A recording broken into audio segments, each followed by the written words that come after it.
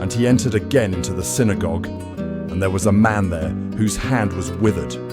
And they watched him closely to see if he would heal him on the Sabbath day, so that they might accuse him. And he said to the man whose hand was withered, "Stand forward." And he said to them, "Is it lawful on the Sabbath day to do good or to do harm, to save a life or to kill?" But they remained silent. And when he looked around at them with anger, being grieved by the hardness of their hearts, he said to the man, "Stretch out your hand."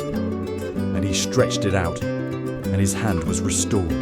The Pharisees went out and immediately took counsel with the Herodians on how they might destroy him. And Jesus, with his disciples, withdrew to the sea, and a great multitude from Galilee followed him, as well as from Judea, and from Jerusalem, and from Idumea, and beyond the Jordan, and around Tyre and Sidon. A great multitude, hearing about the great things he did, came to him.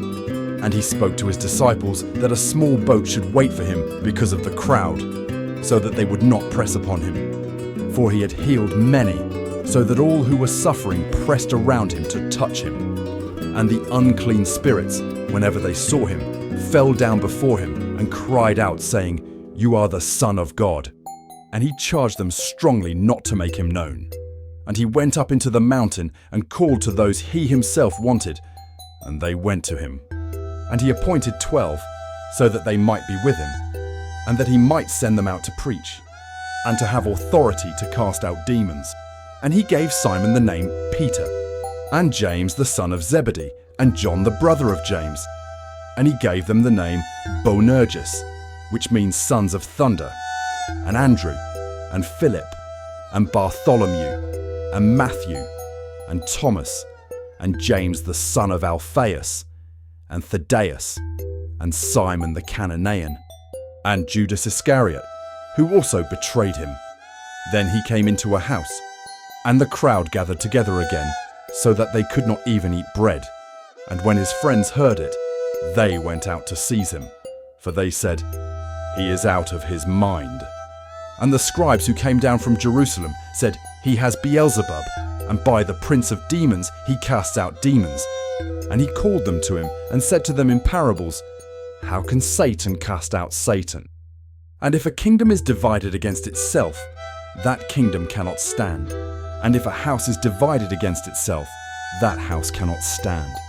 And if Satan has risen up against himself and is divided, he cannot stand, but will come to an end. But no one can enter the house of the strong man and take his goods unless he first binds the strong man. Then he will spoil his house. Truly I tell you, all their sins will be forgiven to the sons of men, and all the blasphemies with which they blaspheme. But whoever blasphemes against the Holy Spirit will never be forgiven, but is guilty of an eternal sin." Because they said, "He has an unclean spirit."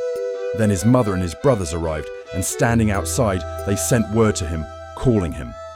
And a multitude was sitting around him, and they said to him, "Behold, your mother and your brothers are outside seeking you." And he answered them, saying, "Who is my mother, and who are my brothers?" And looking around at those seated around him, he said, "Behold, my mother and my brothers.